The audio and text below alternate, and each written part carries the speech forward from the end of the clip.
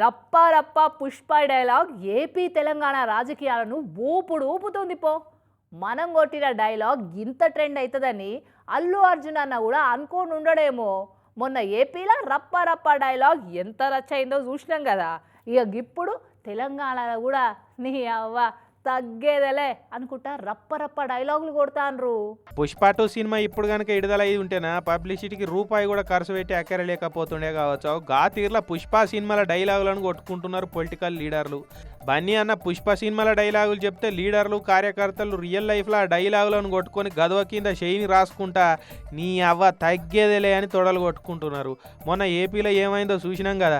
పంకపార్టీ కార్యకర్త ఒక ఆయన జగనన్న వచ్చినాక టీడీపీ వాళ్ళను గంగమ్మ జాతరలో ఏటపోతులను నరికినట్టు రప్ప రప్ప నరుకుతాం అనుకొని రాసి ఉన్న ఫ్లెక్సీ బ్యానర్ పట్టుకునే వరకు వీళ్ళేంది గింత ఓవర్ చేస్తున్నారని అధికార పార్టీ వాళ్ళు కుతకూత ఉడికిపోయారు. పార్టీకి ఆనర్ చేస్తున్నా అని బ్యానర్ పట్టుకున్న రవితేజ అనే కార్యకర్తను అరెస్ట్ చేసి పోలీస్ స్టేషన్లకు తీసుకుపోయి రప్పారప్పకు అర్థాలు నానర్థాలు ఇడమరిచి చెప్తున్నారు ఇప్పుడు.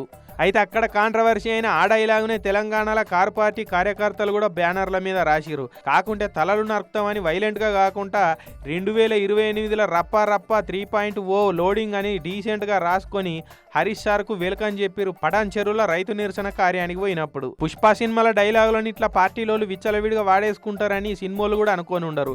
కాబట్టి సినిమాలు మా డైలాగులు వాడుకుంటున్నారని రాయాలిటీ అడిగితే మస్తు పైసలు వస్తుండొచ్చు. ఇక అసలు ఈ రప్పా రప్ప అంటే ఏందన్న ఇదేమన్నా కొత్త పథకమా ఏమో అందరు ఇదే వాళ్ళు ఇస్తున్నారని ఇక సోషల్ మీడియాలో నెటిజన్లు కూడా కారెడ్డాల కామెంట్లు రాసుకురాబట్టిరు.